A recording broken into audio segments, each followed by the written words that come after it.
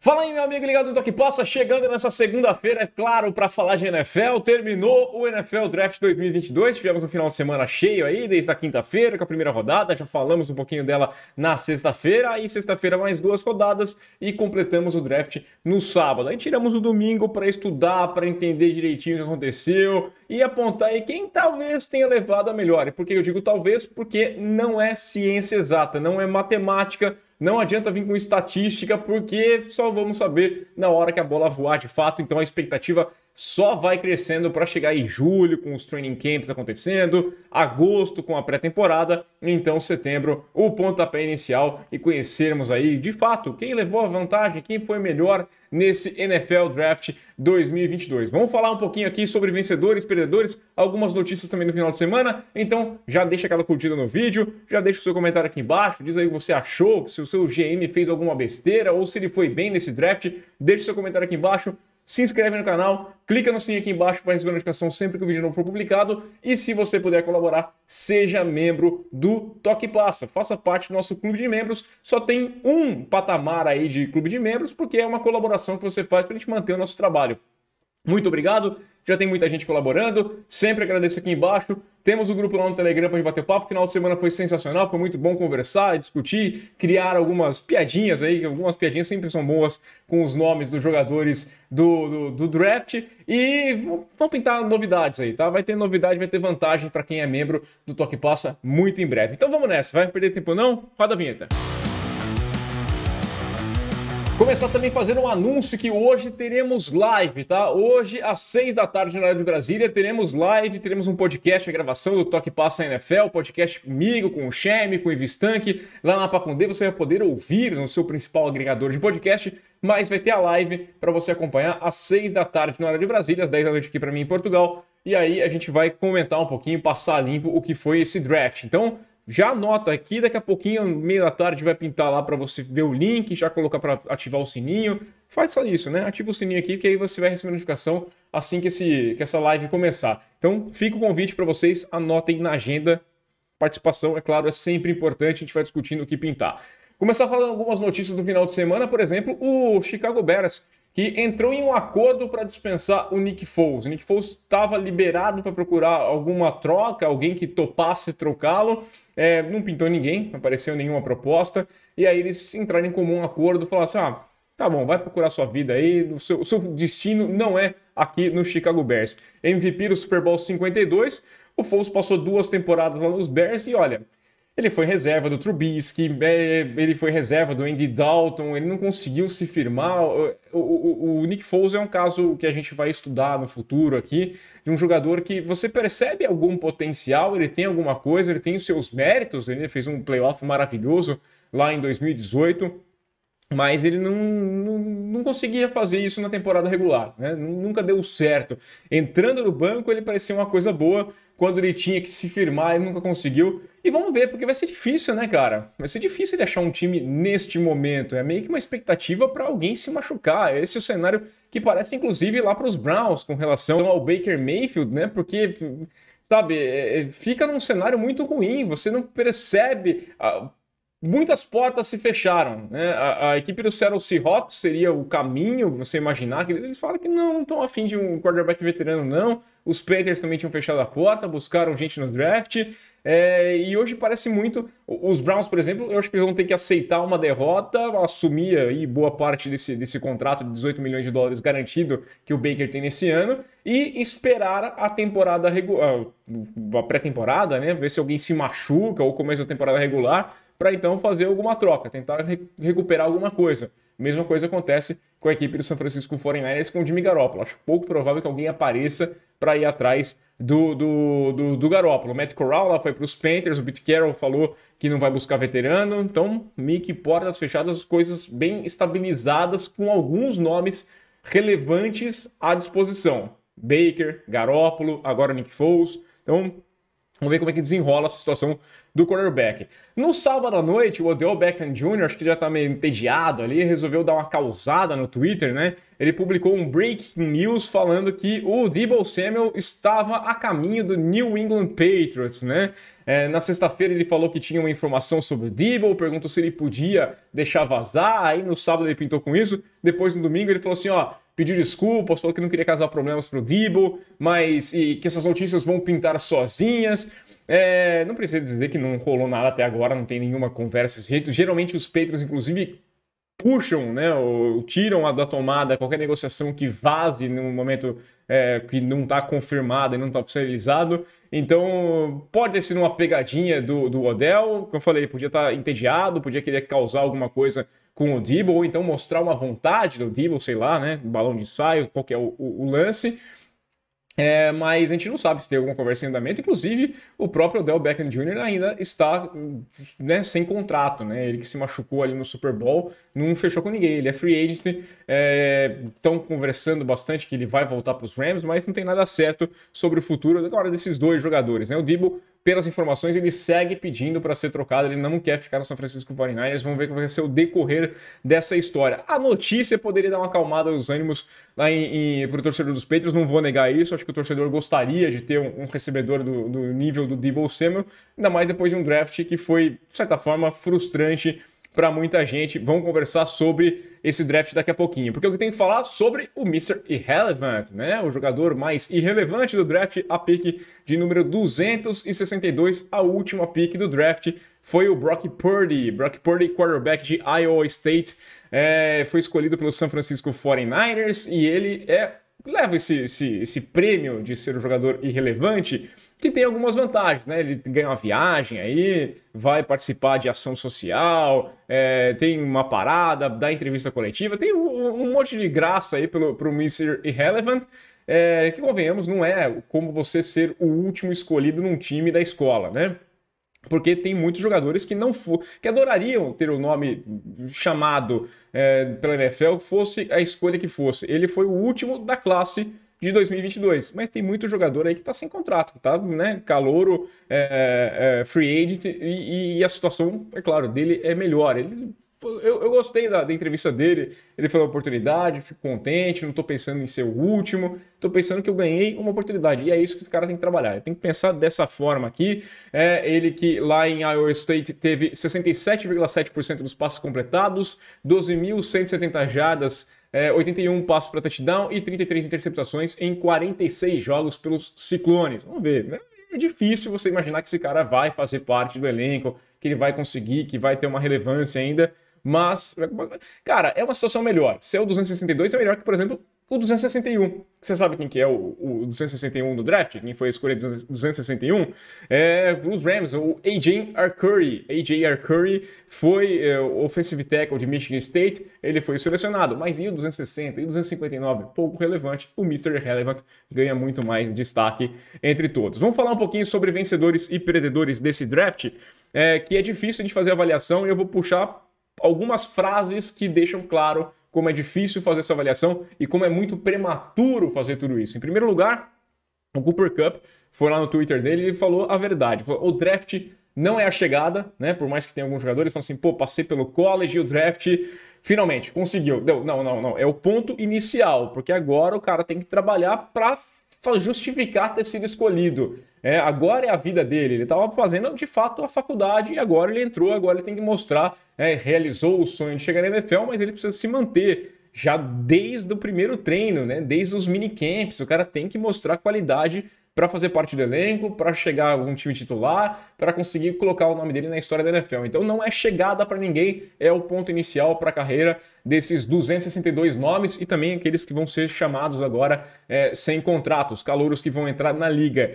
E também vou fazer a ponderação que eu sempre fiz aqui, todos os anos eu faço, não dá para cravar se o time é bom, se o draft é perfeito, se as coisas deram certo ou se deram errado. Por quê? A gente tem que ver a bola voar. Não adianta, sempre aquele mesmo papo de time sendo campeão do Super Bowl em abril na free agency, time sendo campeão do Super Bowl no começo de maio com o draft, time sendo campeão do Super Bowl em vários momentos que não são fevereiro. o cara só vai ganhar em fevereiro. Ele tem que mostrar entre setembro e fevereiro. Aí sim você vai comemorar alguma coisa. Não tem prêmio de MVP da Free Agency, não tem prêmio de MVP do draft, tá? O cara tem que fazer funcionar. E aí até vou puxar o papo do Robert Saleh, o técnico da equipe do New York Jets, que é um dos times que eu vou destacar, um dos times que para mim fez o melhor trabalho nesse draft, se não o melhor trabalho. Mas o Robert Saleh falou que não vai se aceitar muito, não vai se comemorar demais, se achar com as críticas positivas, as graduações positivas que os Jets receberam da imprensa, dos especialistas nesse draft, porque ele falou, já tive do outro lado, já tive do lado que foi xingado, né? Um time ruim. Ele lembrou que em 2012 ele fazia parte, ele era assistente lá na equipe do Seattle Seahawks, e os Seahawks receberam uma graduação D pelo draft deles, em que eles pegaram lá o Bobby Wagner, o Bruce Irvin e também o Russell Wilson. Eu até fui procurar algumas notícias, porque eu não lembrava de fato desse draft aqui, mas o Bleacher Report tinha colocado, ela falou que foi um hit buscar o Bruce Irvin na 15, né, na primeira rodada, erraram de novo no round 3, isso é muito legal, erraram de novo no round 3 com o Russell Wilson, isso aqui é aspas, tá? Com o Russell Wilson, depois de terem assinado com o Matt Flynn na off-season. Nenhuma pick fez muito sentido para nós. Essa foi a avaliação do Bleacher Report, deu D, teve outros que deram C.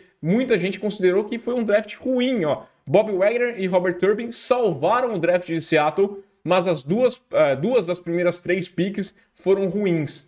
Cara, deu no que deu, né? Então tem que ter muita calma nessa hora. O Robert Saleh falou assim, olha, nós temos que ajudá-los, né? Esses caras que chegaram agora, esses jogadores novos, colocá-los em posição, na melhor posição possível, dar um cenário ideal para esses caras trabalharem, e aí a gente vai saber se deu certo ou se deu errado daqui 3 anos.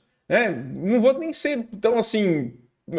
falar 3 anos talvez seja um espaço muito longo. Tem jogador que a gente vai falar já em 1 ano, mas não são muitos, não são raros os casos de jogadores que foram mal no primeiro ano, que tiveram um segundo ano muito mais ou menos, e a partir do terceiro ano acabaram se encontrando.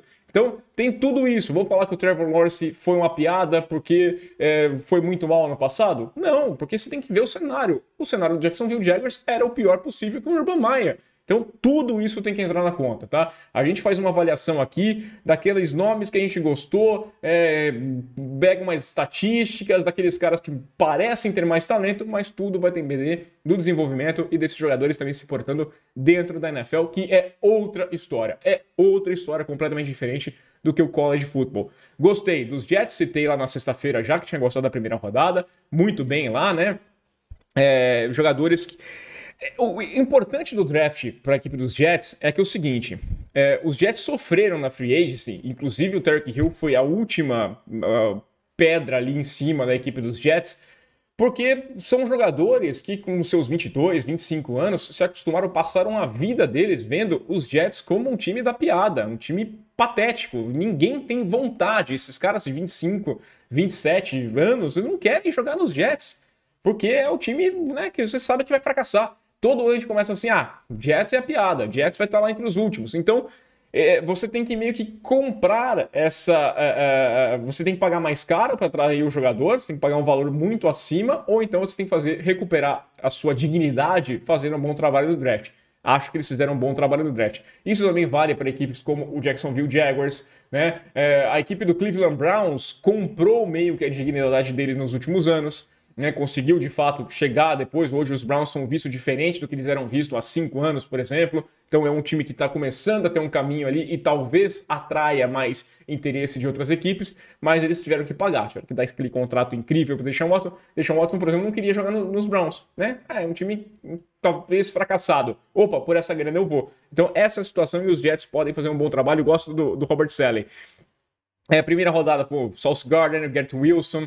Eu acho que a gente vai ver muita conexão Wilson, né? O Zach Wilson pro Garrett Wilson nessa temporada já. O Jermaine Johnson, muito bom, primeira rodada. O Breece Hall foi pego lá na segunda rodada, foi apontado aqui como o melhor running back do draft. Eu fiz o vídeo lá falando também. Eu gosto bastante do Breece Hall. Acho que vai ajudar bastante nesse backfield da equipe dos Jets. O tight end, o Jeremy Huckert, ele parece mais uma opção, uma oportunidade que estava no board, né? Acho que os Jets tinham mais coisas para buscar naquele momento ali, mas, pô, esse cara que está disponível e ele pode ser interessante. Busca um tight end que é bom no bloqueio, que pode receber bem passes. Pareceu mais uma questão de oportunidade, mas eu gostei bastante desse draft da equipe dos Jets, assim como eu gostei do draft do Baltimore Ravens, tá? Achei muito bom mesmo. Kyle Hamilton na primeira rodada, buscaram o Tyler Linderbaum também na primeira rodada, né? Naquela troca lá, o Marquise Brown, manda o Marquise Brown, pega uma pique a mais, muito bom mesmo. Apostaram no David Ojabo, né? O Ojabo que teve aquela lesão, é um edge espetacular, mas teve aquela lesão grave, no tendão de Aquiles durante o Pro Day, então é um cara que só deve estar à disposição do time nos playoffs, ou então pensando na temporada que vem, mas joga o jogo longo e pensa lá na frente, potencial tinha. Right tackle, o Daniel Falele, de Minnesota, é um cara grande, tem potencial, bom jogador para reforçar essa linha ofensiva, precisa, né? Traz o center, o Linderbaum, traz um right tackle, é muito interessante. Recompôs ali o plantel, ali, o grupo de cornerbacks, duas picks, o Armour Davis, de Alabama, e o Demarion Williams. Destacar também o tight end, o Charlie Kolar, né, de Iowa State, que é um jogador que tem as características muito parecidas com o Mark Andrews, então acho que é um bom jogador, gosto. E é interessante que o Eric DeCosta falou sobre o fato da franquia não ter draftado wide receivers, né? Você manda o Marquise Brown embora, o Hollywood Brown embora, e você não busca um cara ali. Ele falou que não foi falta de tentativa, eles tentaram, mas de fato esse draft chamou muito a atenção, buscaram muito wide receivers, os caras saíram muito cedo e acabou faltando a oportunidade de você buscar um nome que achava interessante. Eles até tinham lá, pô, quero buscar esse cara, vou tentar um trade, porque... E aí, no fim, chamavam antes. Então, esse é um problema que eles vão tentar olhar agora nessa free agency, né? Olhar os jogadores que estão sem contrato, que são calouros, que não foram draftados, buscar, quem sabe, algum veterano aí, como eu disse, tem alguns nomes. Vai ter movimentação ainda na equipe, segundo o Eric DeCosta, para aumentar, mas eles gostam do grupo de jogadores que eles têm nesse momento. Essa foi a fala deles lá, né? Eles pegaram o Bateman, ele falou assim, não, a gente tem alguns bons nomes, a gente confia no nosso grupo de wide receivers. Lembrando que até uma das reclamações do Brown foi justamente a forma como ele era utilizado no time, né? Um time que prioriza muito mais a corrida, prioriza muito mais a inventividade do Lamar Jackson e acaba sendo uma situação complicada com os recebedores, mas eu acho que o Lamar gostaria muito de ter recebedores. Menções honrosas aqui também quero fazer, né? Buffalo Bills, cara, o time estava pronto, para mim, favorito a ganhar o Super Bowl, né? O Kyle Brandt até fez lá a chamada, anúncio lá na segunda rodada, ele falou, o campeão do Super Bowl 57 seleciona, né? Eu acho que é muito favorito. E o rico saiu mais rico do draft. Eu gostei bastante aqui. Vou destacar a pick do James Cook, né? Running back. Você não busca. Tinha muita gente imaginando que eles podiam buscar o Breece Hall já na primeira rodada. Eles deixam o Breece Hall passar e buscam depois lá o James Cook, que é irmão do Dalvin Cook, lá do Minnesota Vikings. É um cara que pode trazer uma dinâmica diferente. Ele é muito bom recebedor também. Pode ajudar o nosso amigo Josh Allen com esses passes curtos, sendo uma opção para o Josh Allen. E destacar também que eles pegaram o Matt Araiza, né? O Matt Araiza, que é o punter god, né? O punter que fez grande destaque aí de San Diego State, o cara valioso. E é engraçado você imaginar. Eu nem vou fazer uma aposta que ele não vai se destacar, porque é meio óbvio que ele vai para o time que menos deve pantear ao longo da temporada. Tem muito torcedor dos Bills até lamentando pelo fato de que talvez faça os Bills pensarem em chutar mais a bola. Mas eu tenho um pé atrás com esses caras que ganham muito destaque aí. Eu acho que é muita estrelinha. Vamos ver como é que vai virar. Tampa Bay Buccaneers eu gostei, os Rams também foram bem. Eu acho que, no geral, foi um draft em que as pessoas draftaram muito bem, né? Foram bons drafts, né? O pessoal muito olhando bem o que precisava, sem aquela euforia atrás de quarterback. Talvez eles tenham feito um draft melhor. Os Eagles, citei aqui na sexta-feira, gostei muito da primeira rodada. Buscaram o Nakobe Dean lá com 83, terceira rodada. Um cara que era de primeira rodada foi caindo até terceira. Muita dúvida com relação a ele por conta da lesão no peitoral que ele tem, né? Optou por não fazer cirurgia. Muita gente falando também de um problema no menisco que ele teria, que pode ter sido a situação que deixou o pessoal preocupado. O Nakobe Dean falou que, olha, muitas mentiras me custaram muito dinheiro, né? Ele falou que ele tá pronto, que ele vai disputar um minicamp, vão acompanhar, né? Mas eu gostei, eu acho que é um enorme talento e eu gostei bastante desse draft dos Eagles. Vamos ver se o nosso amigo Hurts entrega o que dele se espera, que ele seja o cara. É o ano para se provar, ou então os Eagles vão buscar um quarterback ano que vem, mas essa NFC Leste ganha um forte candidato na equipe do Philadelphia Eagles. Os Chargers também reforçaram a linha, buscaram reforço para a secundária. Gostei, acharam alguns talentos interessantes ali para ajudar o J.C. Jackson. Precisa disso aqui, é uma divisão complicada, uma NFC Oeste que vai ter muito passe longo, que vai ter muito tiroteio, então você reforça a sua secundária. Kansas City Chiefs é outro time que eu gostei. O Trent McDuffie, o Karlaftis na primeira rodada, falei isso aqui na sexta-feira. Acharam um bom recebedor no segundo round. É para compensar o Turk Hill? Não, porque é difícil você compensar um cara desse jeito. Calma. Mas o Sky Moore é um jogador que tende a ter uma conexão rápida com o Mahomes e eu acho que ele vai ser um destaque nesse time, tá? Você vai ter lá o Marcus Valdes-Scantling sendo o cara para passes longos e você tem o Scarpa ser aquele cara mais próximo da linha, recebendo rotas mais curtas. Eu acho que vai ser interessante. Tudo depende, claro, da sintonia que ele vai ter com o Mahomes, quanto tempo vai demorar para ele conseguir a sintonia, mas eu acho que vai ser bem rápido também. Secundária também, pegaram o Brian Cook, interessante, o safety que saiu lá na segunda rodada, né? Você precisa compensar, o Tyrann Mathieu foi embora, então eu gostei do draft, mais um. Perdedores, tá? Eu acho que o principal perdedor desse draft é o quarterback. Eu cansei de bater na tecla aqui nos últimos meses falando que o draft era ruim de quarterback. Começou a ter chuva. Ah, não, porque tem que buscar. Muita gente criticando. Não, porque tem que pegar um quarterback na primeira rodada, porque aí você tem a opção de quinto ano. Bom, primeira e segunda rodada teve um quarterback, o Kenny Pickett, que foi lá para a equipe de Pittsburgh. Depois, cara, só na terceira rodada, só na escolha 74, o cara saiu na 20, na 74 foi sair o Desmond Ridder, né, na terceira rodada para os Falcons, aí o Malik Willis saiu na 86 para os Titans e o Matt Corral saiu na 94 para os Panthers. Gosto, inclusive, do Malik Willis, cai num cenário interessante. Porque você tem o Tannehill, você está pensando no futuro, o Tannehill não é o seu futuro, mas dá para trabalhar o Malik Willis com calma. A tendência é essa. Não vejo muita forçação de barra para colocar o Malik Willis em campo na semana 1, dá para trabalhar tranquilo. 9 quarterbacks draftados, incluindo o Mr. Irrelevant, né, que saiu. Então eu acho que ficou bem claro que quarterback não era o grande ponto desse draft aqui. E o New England Patriots, né? A gente vai falar um pouquinho. Matemática explica tudo, né? O RAS, né? Lá do Kent Lee Plate, né?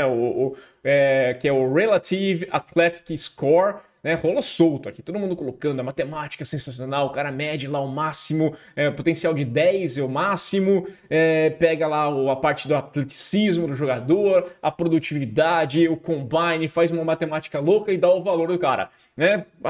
Cara, tem muita coisa que a gente fala que é um intangível, né? O fator humano, que vai muito além. Às vezes os números medem. Esse número é interessante pra gente comentar aqui, pra gente discutir, como o Robert Saleh falou, mas no frigir dos ovos é outra história, porque potencial, como acontece na física, o quanto o cara pode desenvolver, mas depende do incentivo, depende do objeto. Cara, tem muita coisa para ser colocada em questão do que isso. Então, os Patriots foram o draft mais questionável? Eu acho que sim, né? Hoje eu tô mais tranquilo com o Cole Strange. Tá? Vi algumas coisas dele no final de semana, gostei bastante. O RAS lá dele foi lá 9,95, maravilhoso, o cara tem um potencial. Ok, ainda acho que ele estaria disponível mais adiante, então é mais a questão da posição em que ele foi draftado. Subiu no segundo round para buscar o Tyquan Thornton, um wide receiver de Baylor, né? O Sky Moore estava disponível ainda, era um cara muito mais badalado.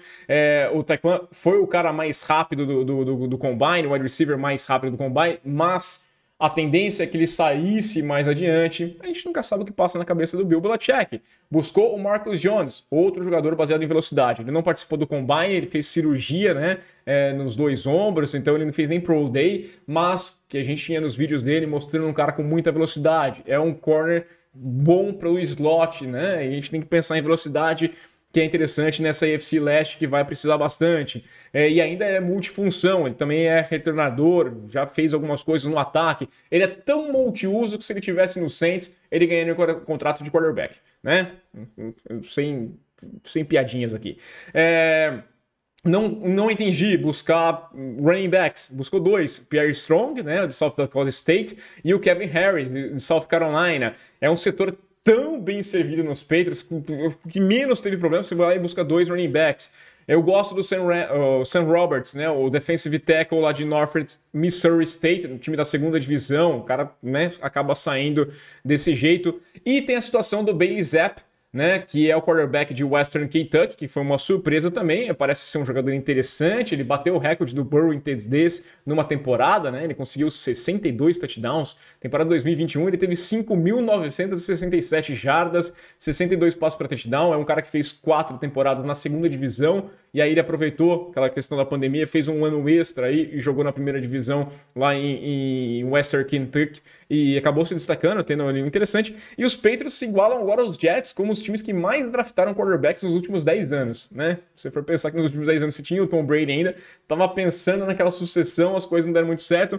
Eu acho que o Bailey vai ocupar o lugar do Brian Hoyer. Talvez o Brian Hoyer vire logo um membro da comissão técnica dos Patriots, ou então ele até faça parte do elenco, mas ocupando mais essa função. Ele é meio que um tutor, meio que um mentor pro time. O Stidham, eu acho que o futuro dele tá se aproximando aí para ele cair fora, né?